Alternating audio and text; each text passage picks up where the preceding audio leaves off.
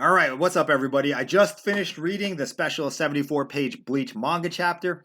If you haven't read it yet, go check it out first before you watch this video because there's going to be some major spoilers up ahead. Spoiler warning. Big spoiler warning. Okay, we good? Good. All right, so let's just talk about the elephant in the room. Soul Society has been sending the Reiatsu of very powerful individuals. When they die, their Reiatsu gets sent to freaking hell. Let that sink in for a moment, guys. If you're a captain and you die, your Reiatsu is so powerful that it can't naturally just decompose and rejoin the cycle of life and death. They have to send it to hell because apparently that's the only place that can contain it.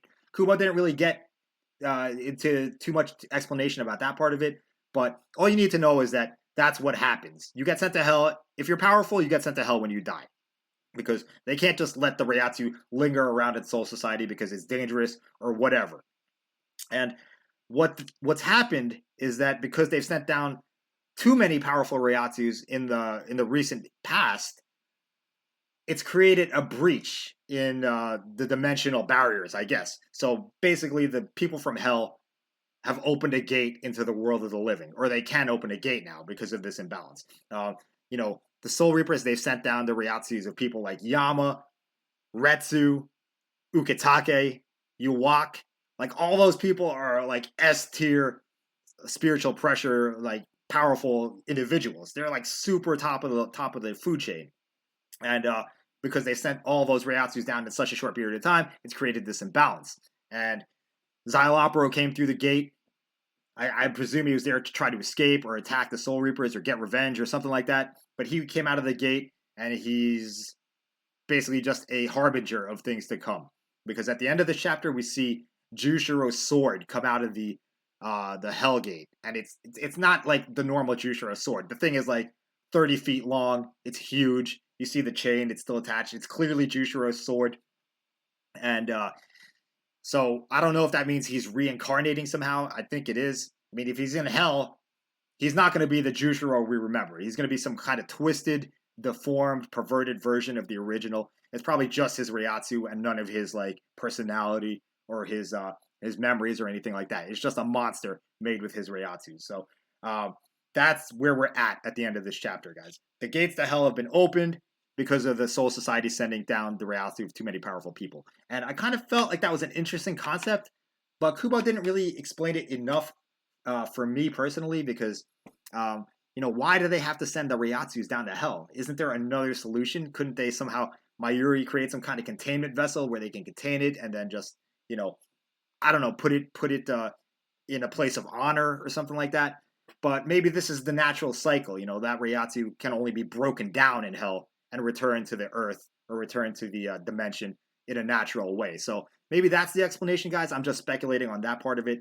But we'll have to wait and see in future issues because I believe that there will definitely be future issues about this particular arc because at the end of the story, it says it's going to be a new arc. Now, I don't know if that means it's going to be just like maybe a mini arc, like 10 chapters or so, or if it's going to be a full-blown Bleach manga returns. I don't want to like get my hopes up too high yet. We'll have to wait and see on that, but the possibility is definitely there. And it's hard for me to not get hype about it because I'm hype about it already. So that's the first point I wanted to make in this video. Very interesting concept, but definitely needs to be explained a little more, like the reasons behind doing this and why it has to be done this way. So I did like the concept, though. I did like the concept of Kubo making Hell the next arc. Also in this chapter, I guess there's a lot that went on here. We get to see a lot of slice of life stuff, daily life of Ichigo's son. We get to see Ichika, Rukia's daughter. She has a small part in the issue as well. Nothing too major, but there was some funny interactions here and there. Also, we got to see two new vice captains, guys. Two new vice captains, and they both look hype. The first one is Iba's vice captain. If I had to describe him, he kind of looks like Chad. He's got Chad's hair, but not his face, and he's definitely less masculine. He's not like as big and like ripped as Chad. He's just kind of like a normal sized dude. But he's also deaf and he can't speak, which is kind of an interesting character trait to have. His Zanpakuto, he does fight a little bit, and it's a pretty cool Zanpakuto, guys. It looked, at first glance, when I saw it, I thought it was, oh, it's just like Renji's Zabimaru. It's like a whip sword that's kind of got blades that, that can be waved around like a whip. I mean, what else is there to explain? But when he releases it, all the different segments of his sword, they transform into birds, and the birds, I don't know if they're spirit birds or whatever, but they can do some serious damage because he throws these birds, he sends these birds to attack this one hollow, and you just see the birds pass by it, and the next shot is the hollow is totally shredded. It's like nothing but a skeleton. So a lot of potential with that ability. Also, we see Lisa's vice captain, who's I liked Lisa's vice captain. I mean, she's kind of annoying a little bit because she's a lolly character for sure. She's got the short skirt, the crop top, pigtails, blonde hair, and she's taking selfies and stuff, talking about social media like Line.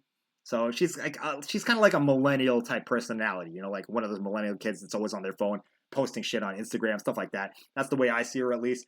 And she does have some pretty cool powers. She's a hand-to-hand fighter. So when I first saw her attack, I immediately thought of like Mashiro and Yoruichi, and that's basically what she is. She's kind of like one of those types of combatants, but she's got a wolf theme to her attacks as well, which also kind of reminded me of Yoruichi because Yoruichi's got the cat theme. So maybe there's a connection there, guys. I don't know, but a lot of potential for those two characters. So I like the fact that anytime Kuba makes new characters, I'm always curious about what they're going to be like. So I was glad to see those characters make their appearance, and we also got to see a lot of the old characters as well. Akon was pretty boss in this chapter. He was about to get attacked by this giant hollow, but he like just stands there like there's like he's not even worried about it, and he throws this thing that melts the hollow in like 2 seconds.